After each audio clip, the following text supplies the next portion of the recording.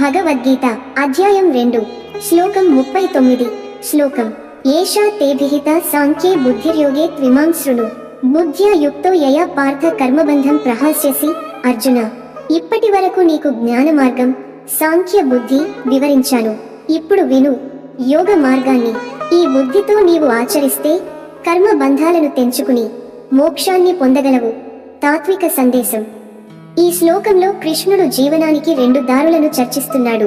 సాంఖ్య బుద్ధి జ్ఞాన మార్గం, తత్వ విచారణ, ఆత్మ అనుభూతి ద్వారా మోక్షం. యోగ బుద్ధి కర్మయోగం, కర్తవ్యం చేయడం. ఫలానికి ఆశ పెట్టుకోకుండానే కృష్ణుడు చెబుతున్నాడు, ఈ 2 స్వతంత్ర మార్గాలు కాదు, వాటిని కలిపే మార్గం సమబుద్ధి. దానివల్ల మనం కర్మలో ఉండి బంధనంలో పడకుండా బహిష్కారాన్ని పొందగలము. ప్రేక్షకులకు సందేశం. మన జీవితం యుద్ధభూమి లాంటిదే.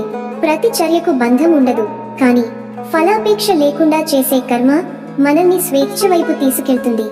జ్ఞానం ప్లస్ కర్తవ్యం సమానము మోక్షానికి మార్గం. మీరు ఈరోజు ఏ పనిని ఫలితం పట్ల ఆసక్తి లేకుండా కేవలం ధర్మంగా చేశారో కామెంట్ లో మీ అనుభవం చెప్పండి. లైక్ చేయండి, మీ స్నేహితులకు షేర్ చేయండి. మరిన్ని గీతా శ్లోకాల కోసం మా ఛానల్ ను సబ్స్క్రైబ్ చేయండి.